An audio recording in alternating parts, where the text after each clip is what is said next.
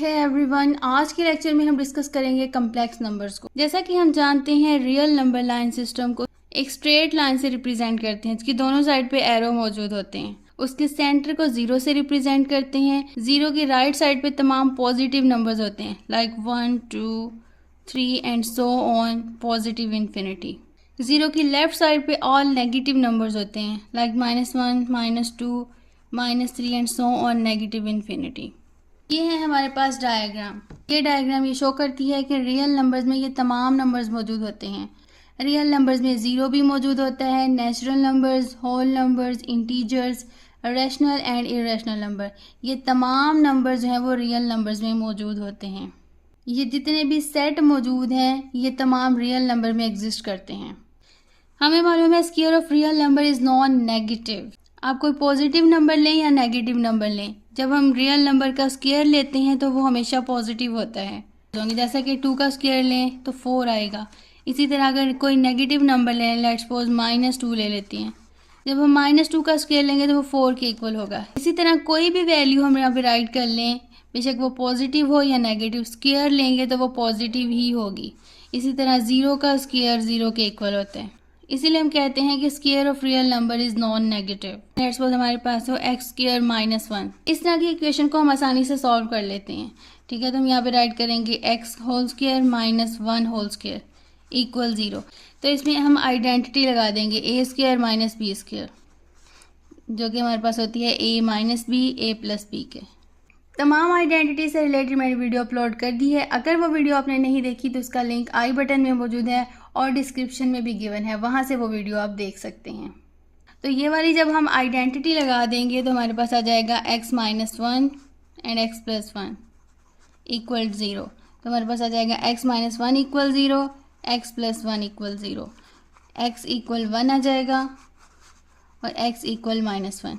x की value 2 है तो हमारे पास 2 सोल्यूशन ही एग्जिस्ट करेंगे। अगर तो क्वाड्रेटिक इक्वेशन इस फॉर्म में हो तो इसे हम सॉल्व कर सकते हैं।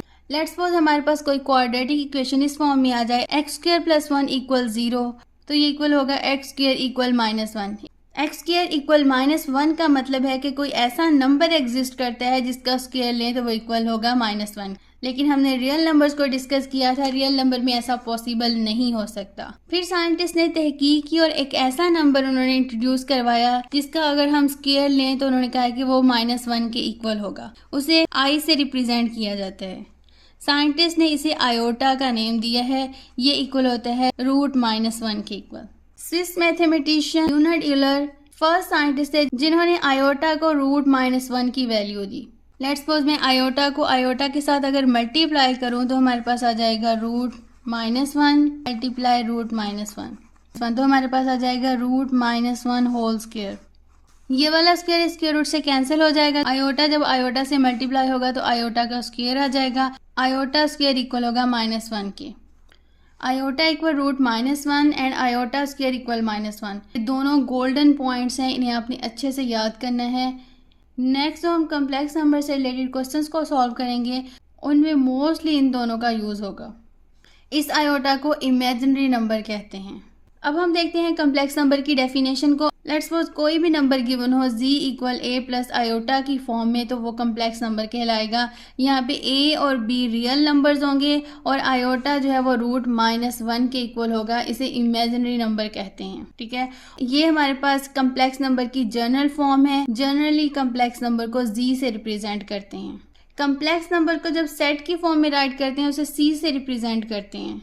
C equal z such that g equal a plus iota b, where a b belongs to real number, iota equal √-1।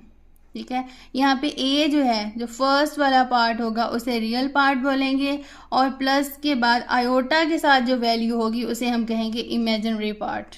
जैसा कि हमने अभी डिस्कस किया, ये हमारे पास एक कम्प्लेक्स नंबर है। फर्स्ट पार्ट को रियल पार्ट बोलते हैं और सेकंड को इमेजिनरी पार्ट बोलते हैं। रियल पार्ट को हम राइट कर देंगे r into z equal a, जो इमेजिनरी पार्ट होगा उसे हम राइट करेंगे img into z equal b। Complex number से रिलेटेड कुछ कंडीशंस को डिस्कस कर लेते हैं। ये हमारे पास है z equal a plus iota b। Let's suppose ये है इक्वेशन नंबर 1। अब इस इक्वेशन में हम a को पुट कर दें 0 के इक्वल, तो हमारे पास आ जाएगा z equal 0 plus iota b। तो z इक्वल होगा आयोटा b। ये है हमारे पास प्योरली इमेजिनरी नंबर। ऐसा नंबर जिसमें रियल पार्ट 0 हो उसे प्योरली इमेजिनरी नंबर कहते हैं।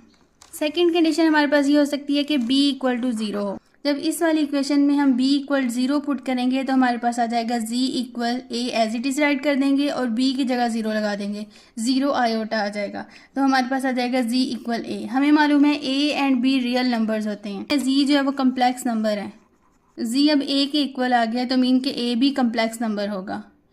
तो हम ये कह सकते हैं every real number is complex. ठीक है, ये हमारे पास इंपॉर्टेंट पॉइंट है। तमाम रियल नंबर जो है वो कम्प्लेक्स नंबर्स होते हैं।